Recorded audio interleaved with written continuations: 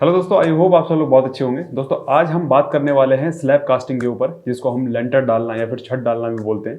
दोस्तों ये जो हमारा लेंटर डालना होता है, छत डालना होता है या फिर हमारी स्लैब कास्टिंग करनी होती है, सारी चीज़ें एक जैसी है। बस इसमें फ़र्क ये होता है कि कहीं पर बड़ी स्लैब होती है, कहीं पर छोटी स्लैब होती है। और आज हम इस चीज़ की चर्चा करने वाले हैं कि जब भी हम कोई स्लैब कास्टिंग करते हैं तो उसमें क्या क्या चीज़ें ध्यान रखने वाली होती है। क्योंकि बहुत बार आप लोगों ने देखा होगा कि जैसे ही स्लैब कास्ट हो जाती है तो कहीं से लेवल यहाँ पर नीचे हो रहा होता है, कहीं से यहाँ पर लेवल नीचे हो रहा होता है, स्लैब में क्रैक आ जाता है, स्लैब में कहीं पर पानी जमा हो जाता है। तो ये चीज़ें क्यों आती है, किस पर्पज़ से आती है, उस चीज़ों को हम ध्यान रखते हैं। और कुछ मैंने पॉइंट्स यहाँ पर बनाए हैं जो कि मैं आप लोगों के सामने रखना चाहता हूँ। और आज पूरी चेकलिस्ट देखते हैं कि किस तरीके से हम अगर इन पॉइंट्स का ध्यान रखें तो हमारी स्लैब में कहीं पर भी कोई भी प्रॉब्लम नहीं आएगी। तो चलिए दोस्तों वीडियो को स्टार्ट करते हैं। मैं राहुल कोहली आपका स्वागत करता हूँ रीइंफोर्स्ड डिजिटल प्लेटफॉर्म पर।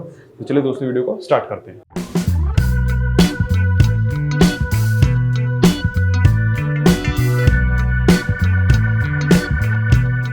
स्लैब कास्टिंग करने से पहले सबसे ज़्यादा ज़रूरी होता है आपका मटेरियल, मतलब कि जो आप कंक्रीट वहाँ पर यूज़ कर रहे हैं। अगर आप ड्राइंग से बनवा रहे हैं या फिर हैंड मिक्स करवा रहे हैं तो हैंड मिक्स दोस्तों आपको बहुत प्रॉपर तरीके से करनी है। अगर ड्राइंग में आपके कोई स्पेसिफाई अगर कोई ग्रेड दिया हुआ है, जैसे कि M20 है, M25 है, तो उसका आप लोगों को अच्छे से रेशियो वहाँ पर देख लेना है। जैसे यहाँ पर आप लोग देख सकते हैं M20 यहाँ पर जो आपको 1:3 का रेशियो दिया हुआ है, उसको आप प्रॉपरली मिक्स कीजिए, तभी जाकर आपको उसकी स्ट्रेंथ अच्छे से मिल पाएगी। और जो भी कंक्रीट आप वहाँ पर अप्लाई कर रहे हैं उसकी अच्छे से टेस्टिंग होनी चाहिए। उसका वाटर कंटेंट कंक्रीट के हिसाब से ही होना चाहिए। ऐसा ना हो कि वाटर कंटेंट ज़्यादा हो गया या फिर वाटर कंटेंट कम हो गया।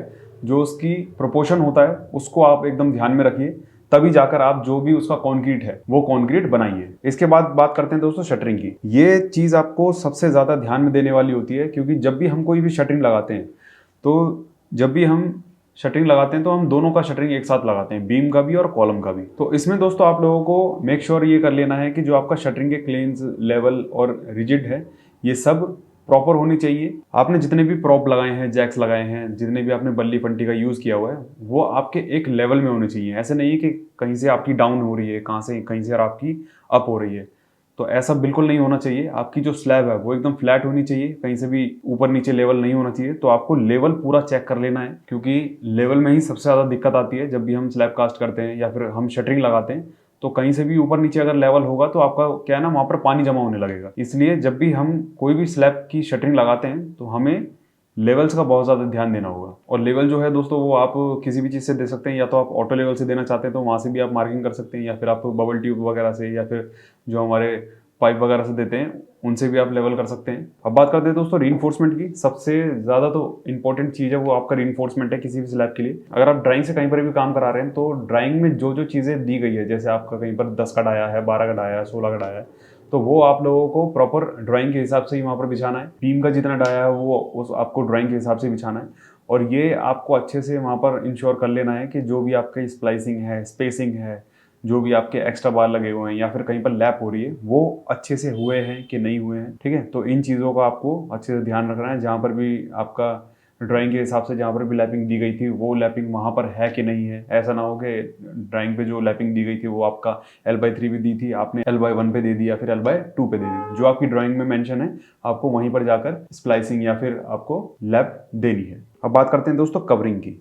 दोस्तों ये कवर ब्लॉक वाला कवरिंग नहीं है, ये कवरिंग है आपका वेदर के हिसाब से। बहुत बार दोस्तों ऐसा होता है कि जब भी हम कोई स्लैब कास्ट करते हैं तो आपका जब रेनी सीजन होते हैं, रेनी सीजन में सबसे ज़्यादा दिक्कत क्या करता है, हमने स्लैब कास्ट किया और तभी अचानक से बारिश आ गई, तो उसमें होता क्या है कि जो हमारा वाटर कंटेंट है वो ज़्यादा हो जाता है। इस वजह से हमें क्या करना होता है, अगर मान लीजिए कहीं पर गलती से ऐसा रेनी सीजन में अगर हमने कॉन्क्रीटिंग डाल दिया तो उसको अच्छे से ढक कर रखना है, ताकि जो आपने कॉन्क्रीट वहाँ पर डाला है उसमें बारिश का पानी ना जा पाए। अगर बारिश का पानी चला जाएगा तो उसमें वाटर सीमेंट रेशियो ज़्यादा हो जाएगा। इसकी वजह से आपको अनइक्वल क्रैक्स देखने के लिए मिल सकते हैं, आपको बहुत सी जगह पर कुछ बबल्स भी वगैरह देखने के लिए मिल जाएंगे, और जो कंक्रीट की स्ट्रेंथ है वो भी आपकी कम हो जाएगी। तो इस चीज़ का दोस्तों हमेशा ध्यान रखिएगा कि जब भी कोई भी ऐसा वेदर होता है तो आपको इन पॉलीथीन की मदद से या फिर गनी वैक्स की मदद से आपको पूरी कंक्रीट की जो स्लैब है उसको कवर कर देना है। अब बात करते हैं दोस्तों क्यूरिंग की। क्यूरिंग दोस्तों बहुत ज़्यादा ज़रूरी है। अगर आप क्यूरिंग नहीं करते हैं तो आपको अनइक्वल सारे क्रैक देखने के लिए मिल जाएंगे और आपका जो स्ट्रेंथ है ना वो भी बहुत कम हो जाएगी। मतलब एक तरीके से जो आपने स्लैब लगाई है वो पूरी झड़ जाएगी।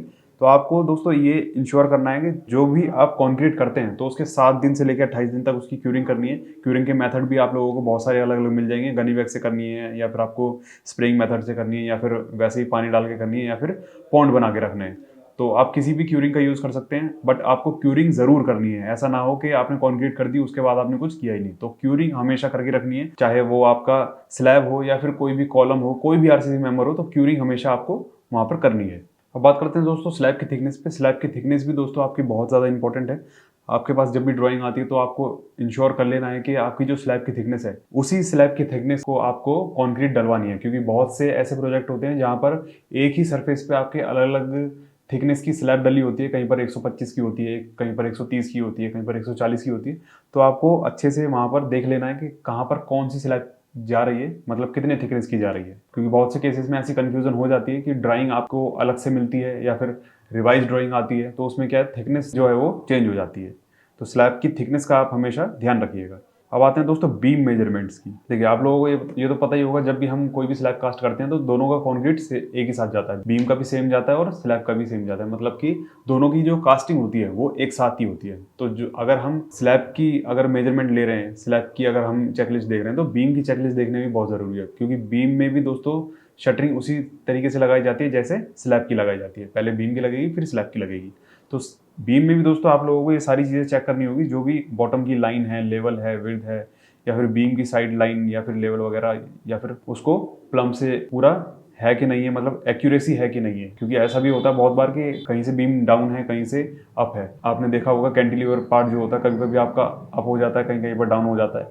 तो इसी वजह से जब भी हम कोई भी बीम की मेजरमेंट लें तो आपको ये सारी चीज़ें वहाँ पर प्रॉपर ध्यान में रखनी है। अब आते हैं दोस्तों जंक्शन में। जंक्शन में दोस्तों जब भी हम कास्टिंग कर देते हैं, कास्टिंग करने के बाद दोस्तों हमें ये देखना होता है कि जब हम कहीं पर क्यूरिंग करके रखते हैं तो क्यूरिंग में आपके कहीं पर जॉइंट्स में कहीं पर वाटर वगैरह तो नहीं रुक रहा है। आपको सामने से देखने पे कहीं पर वाटर नज़र तो नहीं आ रहा है, मतलब कि बहुत बार ऐसा होता है कि सीलन आ जाती है या फिर कहीं से पानी चू रहा होता है। तो वो चीज़ आपको एक बार देख लेनी है। अगर कहीं पर आता है तो उसकी फिर अलग से ट्रीटमेंट आप लोगों को करवानी पड़ेगी। अब दोस्तों आते हैं कुछ और चीज़ों पे जो आपको वहाँ पर चेक कर लेनी है। जब भी हम कोई भी रिइंफोर्समेंट लगाएं तो उसमें कवर ब्लॉक का सबसे ज़्यादा ध्यान रखें, ठीक है। क्योंकि कवर ब्लॉक आपके अलग अलग आरसीसी मेंबर के लिए अलग अलग होते हैं। जैसे कि बीम के लिए अगर मैं मानूं तो वहाँ पर बीम के लिए आपको 30 mm का कवर होगा, और स्लैब के लिए मानूं तो वहाँ 20 mm का कवर होगा। अब आते हैं दोस्तों वाइब्रेटर पे। वाइब्रेटर जो है वो आपका जब भी बीम है या फिर आपका स्लैब है, जहाँ पर भी कंक्रीटिंग होगी तो वहाँ पर वाइब्रेटर चलाना बहुत ज़रूरी है। क्योंकि जितना भी आपके एयर पार्टिकल्स होते हैं वो वाइब्रेटर से निकल जाते हैं, और जैसे ही आप शटरिंग निकाल के देखेंगे तो एकदम